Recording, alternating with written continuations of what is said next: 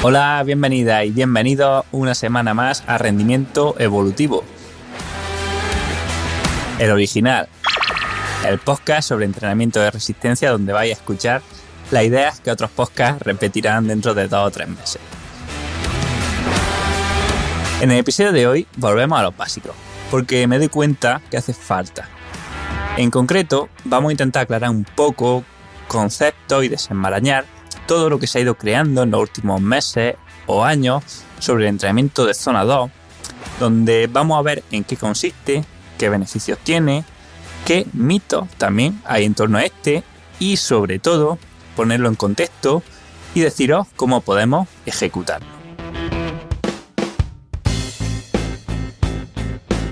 Lo primero que tenemos que hacer es definir qué es la zona 2, porque con tantas clasificaciones de zonas entiendo que la mayor parte de la gente se pierda y acabe confundiendo unas con otras. En este caso, cuando hablamos de zona 2, se suele hablar comúnmente de la zona 2 en el modelo de 7 zonas de Kugan. Esto, atención, corresponde con el dominio moderado de intensidad y con la zona 1 del modelo trifásico, o sea, por debajo del primer umbral del lactato, que es el punto en el cual en un test incremental el lactato empieza a aumentar. Esta zona suele ir del 65 al 80% de nuestro FTP en potencia y entre el 65 y el 75% aproximadamente de nuestra frecuencia cardíaca máxima. A nivel fisiológico, en esta zona y cuando estamos frescos, estimulamos predominantemente las fibras lentas, que oxidarán una mezcla de glucosa y ácido graso. En esta zona se da el que conocemos como punto fat max, que es la intensidad en la que más ácidos grasos somos capaces de oxidar por minuto. Dentro de esta zona 2, conforme más alta sea la intensidad, mayor será la cantidad de glucosa que los músculos utilizarán. Pero como decía anteriormente, las cantidades no llegan a ser tan altas como para que el lactato se acumule en la sangre. Bueno, y dicha esta presentación, vamos con las verdades sobre la zona 2, ¿no? Y para mí hay una realidad muy evidente, ¿no? Y es que la baja intensidad es el ritmo al que nuestros antepasados realizaron la gran mayoría de sus tareas. Estudios con tribus cazadoras recolectoras de la actualidad, así como de asentamientos prehistóricos, reflejan muy bien que la gran parte del tiempo que nuestros antepasados se movían lo hacían a baja intensidad, caminando, trotando, recolectando o haciendo tareas manuales. Los momentos de alta intensidad eran poco frecuentes y en su mayor parte de muy alta intensidad y súper corta duración, o sea, sprint, saltos o lanzamientos para luchar o huir de peligros inminentes que requerían una respuesta urgente y máxima. Y para mí, esta es la clave de por qué nos sienta bien la baja intensidad. Es un estímulo que nuestro cuerpo espera y para el cual ha coevolucionado. Dicho de otra manera, lo que a nuestro organismo le cuesta no es adaptarse a hacer actividades de larga duración, sino a no hacerlas. El sedentarismo es el estímulo degenerativo en este caso. Sabemos que el entrenamiento de baja intensidad puede permitirnos acumular más volumen de entrenamiento con menor fatiga que entrenamientos a ritmos medios y altos. Parece que si igualamos un mismo estímulo de déficit energético a diferentes intensidades, pues hacerlo a través de baja intensidad, o sea, en más tiempo pero más despacio, genera menos fatiga que hacerlo a ritmos más altos, lo cual nos permite recuperarnos antes y hacer más entrenamientos. Además, también minimiza el riesgo de lesiones respecto a entrenar con mayor intensidad y, por ende, también minimiza el daño muscular. Cuando hacemos un fondo, nos sentimos muy agotados por la bajada de niveles de glucosa y de glucógeno, pero al recuperarlo comiendo, pues nos sentimos que volvemos a tener energía, ¿verdad? En cambio, con el entrenamiento de alta intensidad, la fatiga parece que se nota menos a corto plazo por la activación que nos supone el ejercicio, pero sin embargo, la fatiga neuromuscular que nos genera suele ser más duradera y más lenta de recuperar. De hecho, sabemos que el entrenamiento de alta intensidad tiene unos efectos en forma de V invertida en el organismo, que quiere decir que a partir de cierta dosis, cada serie no solo no te hace mejorar, sino que te hace empeorar. Esto, en cambio, no parece ser tan claro en el trabajo de baja intensidad, y aunque seguro que también hay un punto donde más es peor, pues no parece tan fácil encontrarlo. Pero, sin duda alguna, lo que creo que es clave en el beneficio de la zona 2 es que te permite entrenar mientras disfrutas del entrenamiento, mientras socializas. Y esto es clave.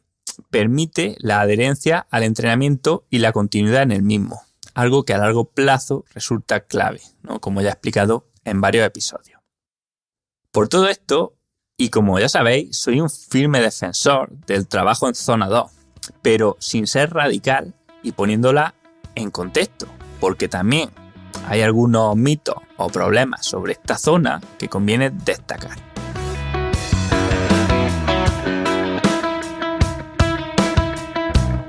Supongo que, como pasa con todo, somos propensos a seguir las modas. Si hace un lustro todo el mundo hablaba de los beneficios de la alta intensidad e incluso se demonizaba el ejercicio aeróbico, tildado por algunos despectivamente como cardio crónico, ahora podemos caer en el error de pasar al lado contrario y pensar que el único entrenamiento válido es el de zona 2. Y la zona 2 no es ninguna intensidad mágica donde ocurran cosas radicalmente diferentes a la zona 3 o a la zona 4, por ejemplo. ¿Vale? Sí, seguro que en la zona 3 intervienen más fibras rápidas, se usa más glucosa, se acumula un poco de lactato, pero ¿y qué? ¿No? El metabolismo funciona como un continuo, sin separarse en zonas. Y en general, en todas estas zonas predomina el metabolismo oxidativo. Si haces una hora en zona 3, no te va a cargar nada. De hecho, lo único que conseguirás será un estímulo más fuerte del metabolismo aeróbico, aunque también con mayor fatiga, eso sí. El primer umbral no es un punto mágico a partir del cual todo cambia, ni tampoco lo es el segundo, como he explicado en otros episodios o en mi libro La naturaleza del entrenamiento. El organismo reacciona ante estímulos, no ante intensidades. Una persona desentrenada puede encontrar estimulante entrenar 2 horas en zona 2, pero esto pronto lo dejará de hacer mejorar y por tanto pues dejaría de tener sentido basar su entrenamiento solamente en zona 2. Si quisiera estimular más esa vía aeróbica, necesitaríamos hacer que se oxiden más ácidos grasos, que los niveles de glucógeno se vean comprometidos, que la resíntesis de lactato se maximice, etc., ¿no? Y para esto, si tenemos poco tiempo para entrenar, necesitaremos cambiar tiempo por intensidad. Así, pretender entrenar a una intensidad determinada porque ocurre determinado patrón fisiológico es un poco absurdo, porque no porque eso ocurra quiere decir que va a entrenar mejor o peor esa capacidad, ¿no? Como dice John Kelly, el mito más dañino del entrenamiento deportivo es la creencia de que podemos controlar la adaptación del organismo. No podemos. El entrenador puede controlar el estímulo, pero no la adaptación. A lo que yo añado, porque somos sistemas complejos autoorganizados.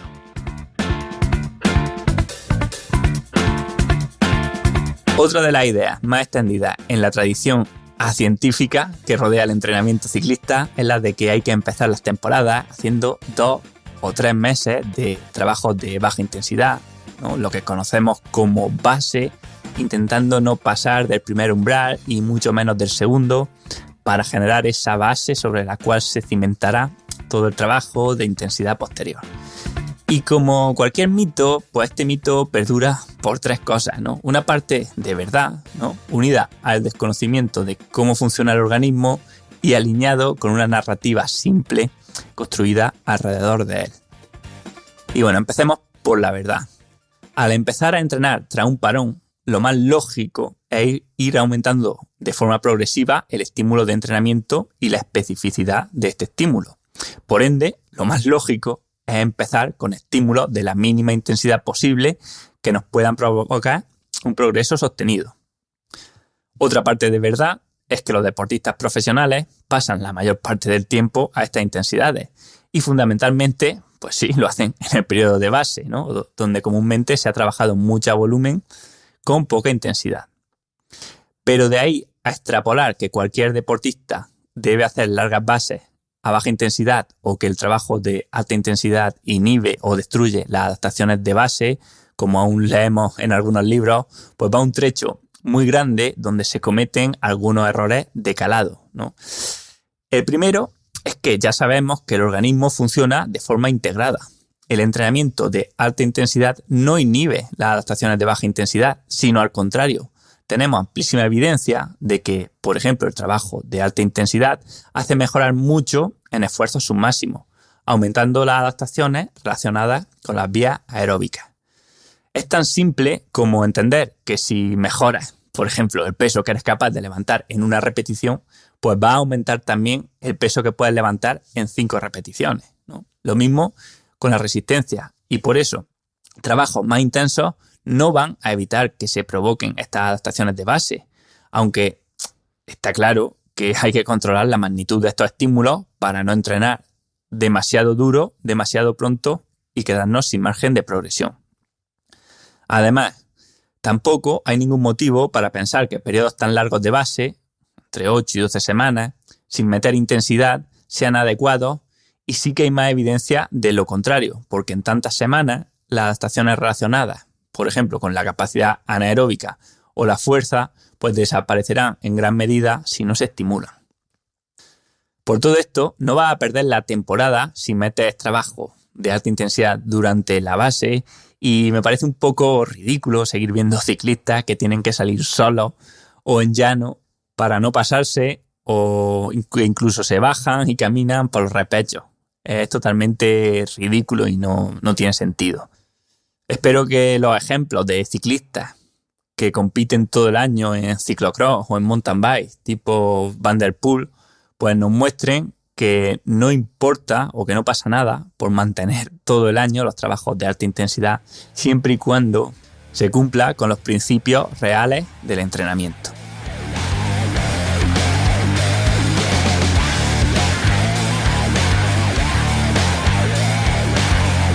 Antes de continuar, recordaros brevemente que si queréis aprender más sobre entrenamiento y temas como el que hoy tratamos en el podcast, tenéis los cursos de ciclismoevolutivo.com, donde tenéis lo que necesitáis para aprender a entrenaros o a entrenar a otros deportistas. Los cursos están grabados, puedes hacerlo a tu ritmo y tienes soporte para preguntarme cualquier duda que tengas en relación al contenido. Como siempre digo, echa un vistazo a las reseñas o pregunta a alguien que haya hecho alguno, porque la mayoría de alumnos repiten. Os dejo un link a los cursos en la descripción del episodio. Y ahora sí, vamos a llevar un poco el episodio a la parte más práctica y contextual de cada uno. La realidad es que meter más o menos zona 2 va a depender fundamentalmente de tu contexto único, tu historial de entrenamiento, tu nivel y, por supuestísimo, de cuántas horas puedes entrenar semana a semana de forma sostenible. Y ojo, de forma que no tengas que dejar de atender otras cosas que son importantes para ti, como tu trabajo o tu estudio, tu familia o tu descanso. Mucha gente cree que tiene que meter muchísima zona 2, sí o sí, porque es lo que hacen los profesionales. Pero esto parte de un error doble. Los profesionales, para empezar, entrenan entre 20 y 30 horas semanales. La única forma de llegar a estos volúmenes es pasando la mayor parte del entrenamiento a baja intensidad, obviamente. De hecho, tanto algunos estudios como datos observacionales de cómo entrenan los profesionales nos indican claramente que la zona donde pasan la mayor parte de su entrenamiento es la zona 1, la zona que conocemos como de recuperación o de paseo. La gran mayoría de profesionales llegan a acumular hasta el 50% de su tiempo de entrenamiento, si lo medimos por potencia, en zona 1. Y si lo medimos por frecuencia cardíaca, esto sería a un 30 o 40% del tiempo total de entrenamiento. Y el segundo es que se olvidan que el entrenamiento de un profesional está muy determinado por sus competiciones. Un ciclista profesional normal puede competir entre 60 y 80 días al año, en promedio, ¿no? Esto daría, si hacemos la división, a una competición por cada 5 días aproximadamente, ¿no? Incluso si vamos más allá y lo dividimos por los 10 meses que suele durar una temporada, desde que empieza a prepararse hasta que se termina, pues nos vamos a que hay una carrera de media cada 4 días aproximadamente, lo cual nos indica que, claro, hay poco espacio para entrenar intensidad ahí, ¿no? Más allá de toques puntuales en periodos sin competiciones. Y dentro de estas, pues os digo una cosa, ¿no? Por más que los periodistas hablen de etapas de transición, yo aún ni he corrido ni he analizado ninguna carrera o ninguna etapa donde no te pongas en zona 4 o más un buen rato al menos, aunque sea al final, aunque sea una etapa llana que termine el sprint, y no hay día que no acumules por lo menos 10 o 20 minutos de alta intensidad, que es más o menos lo que se hace en un día de alta intensidad.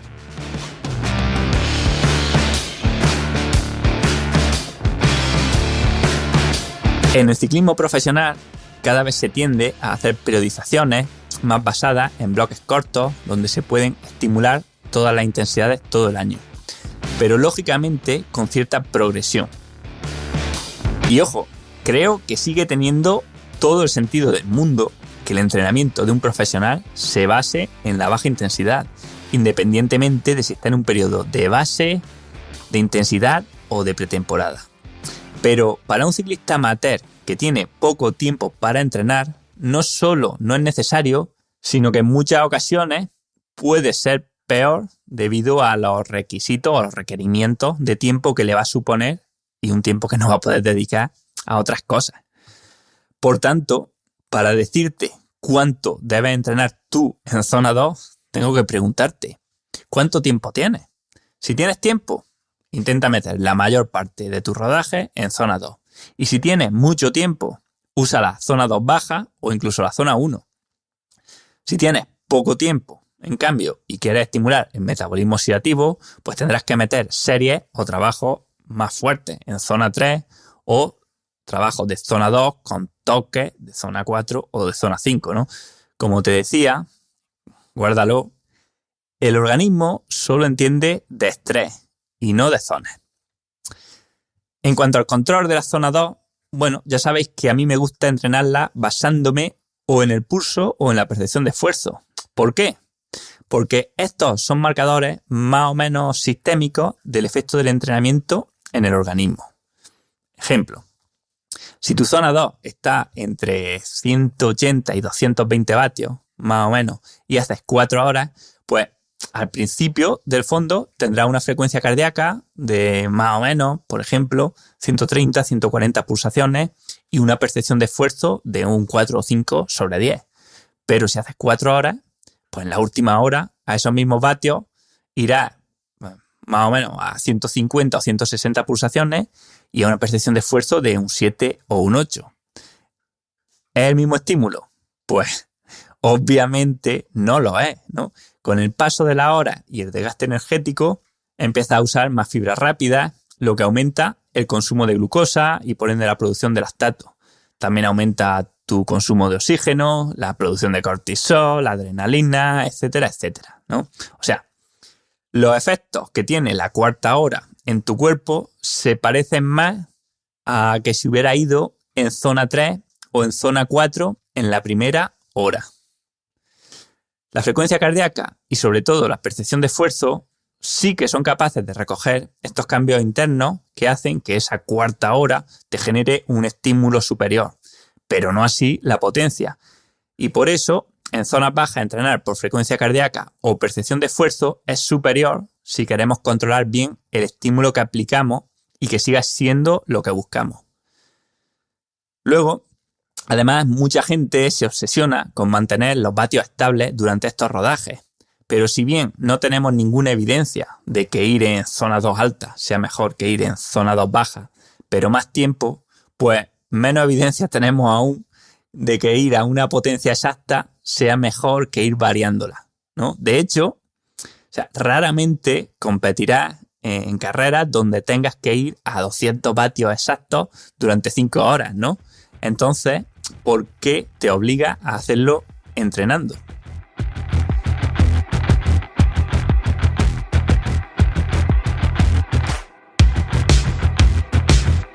Al final, los ciclistas entrenamos en una carretera, no en una pista de atletismo y generalmente tampoco en un rodillo, ¿no?